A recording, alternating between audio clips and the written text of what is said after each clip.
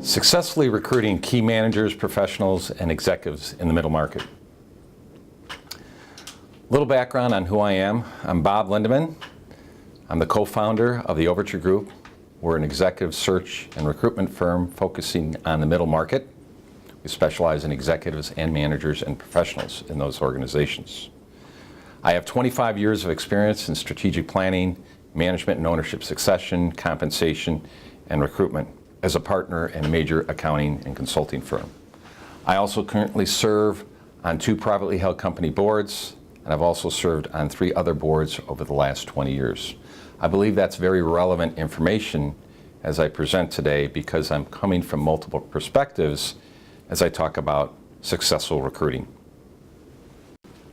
Before we jump into the presentation, I'd just like to touch upon a few big picture points. The baby boom generation started hitting 65 years of age about 4 years ago in 2011. Over the next 14, 15 years, you're going to see a significant number of people in all occupations retiring. Unemployment rate for certain categories of worker are well below the national average. Many are in that 2.5% to 4% range, which is a range considered below full employment. So full employment right now, the national average of unemployment is 6.2%. Those categories are IT, selected engineering positions, and accounting, which makes the war on talent even more severe in those respective categories. Talented people are moving jobs more frequently than ever before, but that trend started 20 or 30 years ago when companies started becoming less loyal to employees. But there's a lot of other reasons that have occurred over the last 10 or 20 years that have accelerated that movement. And also, hiring mistakes are very painful and costly to an organization. They're also painful to the candidates that don't work out as well.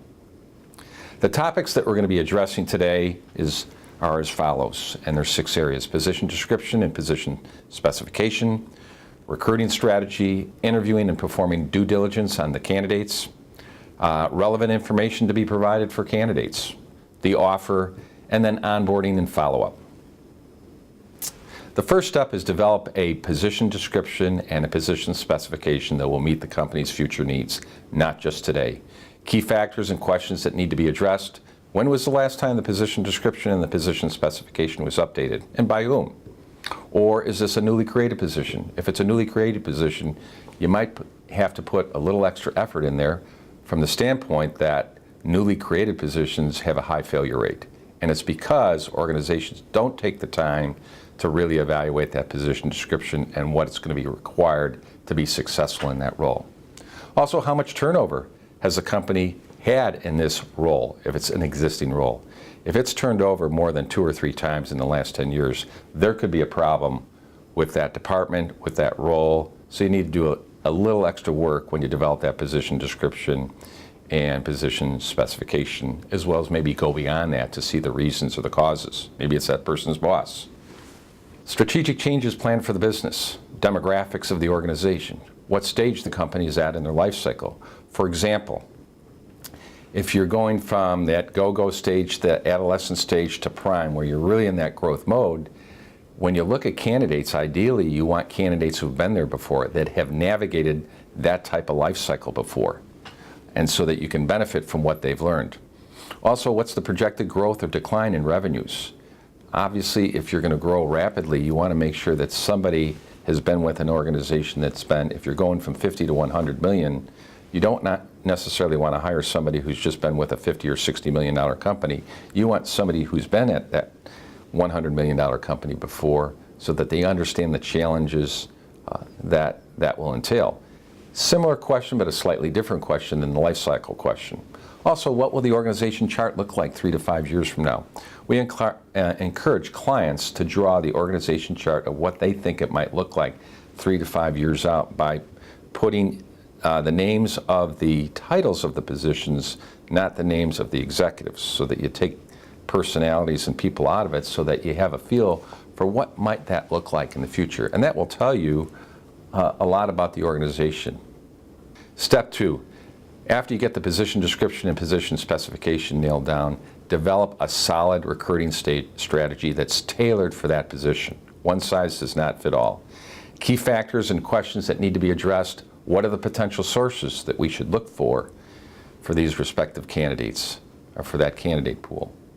There's the internet, there's LinkedIn, there's business associations, there's networking groups, there's job boards, there's alumni associations, there's fans, friends, and family. There's all different sources.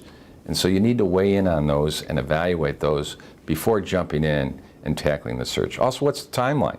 If you need somebody yesterday and it's a critical position, I would suggest that maybe you look at an interim person so that you have the time to do the search right and let the interim person handle the temporary need or handle the need that's there currently. What are the capabilities and availability of our internal HR resources to tackle this search?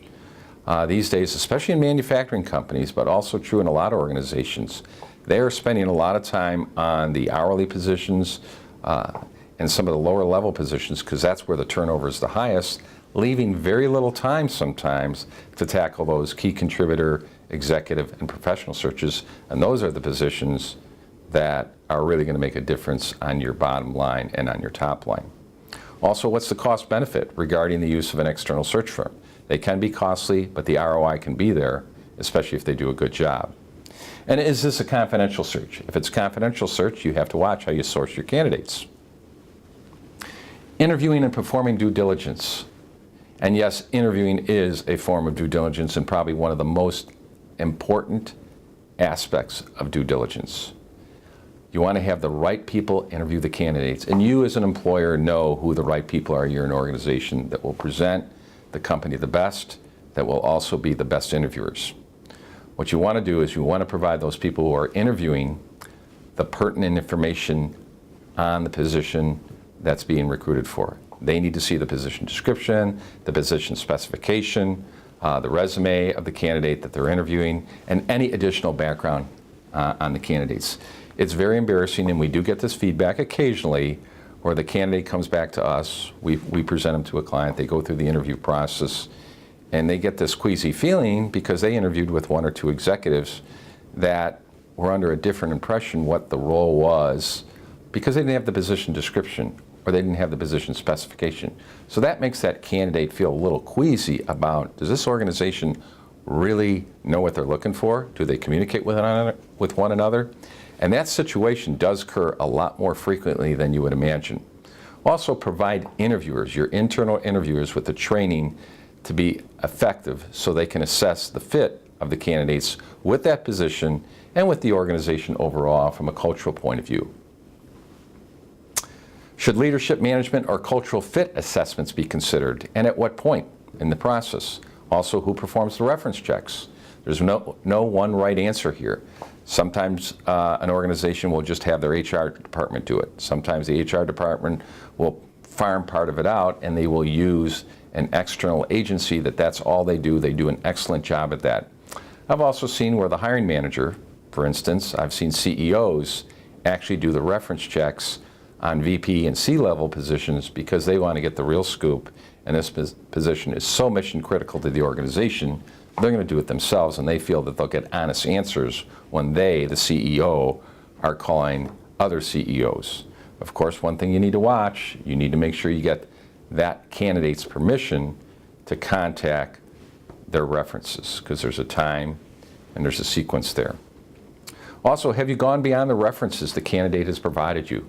Obviously, most candidates are going to provide, good references, above average references, but you want to go beyond those. And the way you do that is you ask candidates, what about this position, what about that position? Can you give me somebody else in the company so that I get a good cross-section?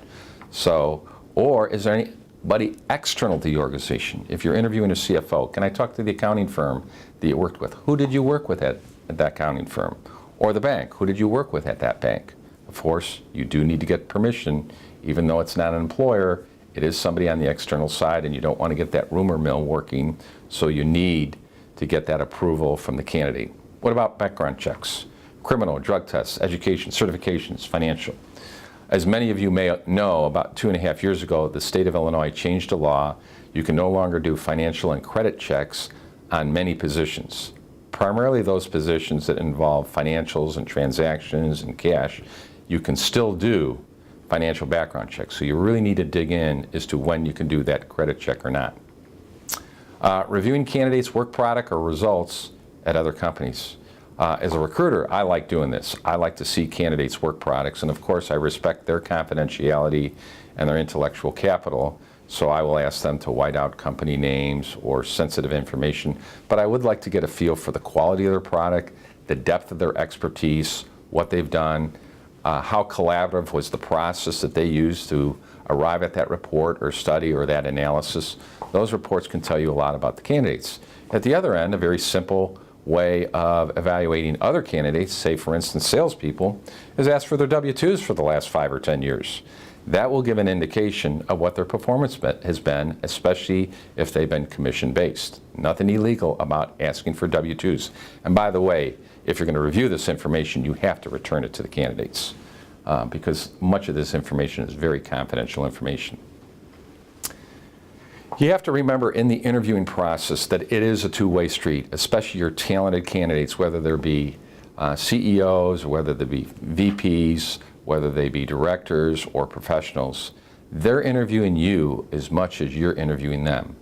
So provide them relevant information, especially to the role that they're applying for, and expose them to the right people. What do executives and key hires typically like to see? Well, they're typically not going to see this on the first round of interviews, but on the second round, they should see the vision, mission, major strategies, and core values of the organization. That could also be on the first round.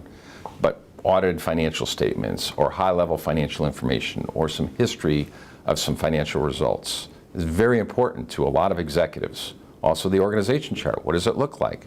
Where do I fall in this organization chart as a candidate?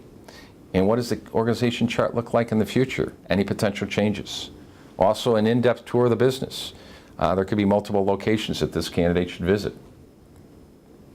Another relevant piece of information that candidates may like to see is providing them with any relevant externally developed consulting studies related to that person's role, department, or division. Also, especially if it's a real key contributor or a VP level or director level, especially in mid-market companies, it's critical that they meet the CEO, or in some cases meet an outside advisor or board member. It helps that candidate get a different perspective on the organization. Likewise, by providing all this information, typically somewhere at the front end of the second round of interviews, now that candidate's armed with a lot of information about the company. Therefore, when they go into subsequent interviews with other executives or managers, they're more intelligent about the questions that they can ask and the insights that they might have as they discuss matters with the other people that they're interviewing with. So there's a lot of benefits. Of course, you may want to get an NDA or a non-disclosure agreement before you start providing confidential information. But don't overlook this step. It's a key factor, especially when you go higher up in an organization to recruit those very, very key people. Making the offer. Understand candidates' total compensation package, the base, the incentive potential, the actual incentive earned, the employee benefit package they have, any long-term incentive packages that they may have. Most don't, but many do, as well as what's the recent history of these 4 or 5 components over the last several years. So you don't want to just get their compensation package as it is today, though that's the most relevant, but what has their history been with respect to their base salary or the actual incentives earned. Likewise, you want to do some market pricing on that position to ensure you are competitive. Market pricing, another term for that, is just benchmarking that position. So again, you're aware of what the market is. You may not be able to match it, but you need to be aware of what the market is. And then don't underestimate the value candidates place on benefits. And health insurance these days, as well as retirement plans, are getting a lot more attention when candidates go to evaluate that total compensation package. Also, with respect to the offer, it does need to be internally equitable as well as externally competitive. And let me give you an example. A lot of organizations have a high variable comp plan. So if you just look at their base salary alone, their base salary may be 10 or 20% below market. On the other hand, because it's a high variable comp plan that's heavily performance-based, It has the upside potential of oftentimes exceeding what the market is paying for that position. So in that respect, yes, from an internal equity point of view, you're fitting this person's offer into your organization's compensation structure and strategy. You're also fitting it into the external marketplace because the total compensation package is above market when you take a look at base and bonus combined. Another thing is employment agreements, or at least the key provisions, must be presented at the time of offer and either be in the offer letter or attached as an exhibit. If you're asking for a non-compete or a non-solicitation, you can't ask them to sign that 2 or 3 weeks later after they're aboard. It's not enforceable. Also, and this is not a hard and fast rule, but consider having someone other than the hiring manager make the initial offer. Take the emotion out of the process. That's not a hard and fast rule. Sometimes it makes sense for that hiring manager because of their relationship with that individual, the trust, what have you, that they make the offer. It's one of those things that you have to look at the facts and circumstances, the relationships. The final step is onboarding and follow-up, and I can't emphasize enough the importance of this step. So you need to develop a well-thought-out onboarding plan that goes beyond the basic orientation. It should include developing internal relationships, developing external relationships. And when I talk about external relationships, that will vary with the position, but that could include key customers, that could include vendors, that could include your banker, your attorney, your IT consulting firms, other organizations that you have contractual relationships with. Also understanding systems and processes, especially those that you're going to be working with on a daily basis. Don't just get a basic understanding, get a more in-depth understanding by going through training and doing some heavy-duty walkthroughs of those. Also, you want to understand the strategy, structure, and core values of the organization. Now, you got a little of that when the candidate or the executive was being recruited. Hopefully you touched upon that, but now we need to drill down deeper so that that person really understands those aspects of the business. And then you need to establish 30, 60, 90, 180-day goals. The reason there is you want to be able to measure progress. And those goals can be mutually developed between the candidate, who's now aboard, and the organization. I think sometimes they can be mutual in terms of developing those. Obviously, most of those are going to come from the hiring manager or the hiring executive because they need to understand, or they understand what needs to get done. But oftentimes candidates, especially if they're take-charge individuals who've been through this before, will have some really good ideas on what they would like to see in their 30, 60, 90, 180-day goals. And then finally, you have to have a follow-up and a feedback mechanism. Does it have to be super formal? No, but there needs to be a follow-up mechanism. And the higher you go up, you may also want to consider a feedback mechanism where the candidate is giving feedback to a VP or to the CEO, because remember, that candidate has the eyes and ears of an outside consultant during their first 6 months, and the organization can benefit tremendously by their insights. But the primary goal of the follow-up is to give that candidate feedback on the onboarding plan and how they're progressing in the organization, and maybe where there's some gaps in what they're working on right now and how they need to get back on track if they are off track. In conclusion, the benefits and return of investment of a solid hiring practice should be significant, both in the short term and the long term. So it's critically important that a middle market company have a well-defined, flexible, adaptable recruiting process. I want to thank you for your time today. If you have any questions, my email address and my phone number are on the next slide. And I usually return my phone calls within 24 to 48 hours and would love to talk to you about any questions or comments on my presentation today. Thank you.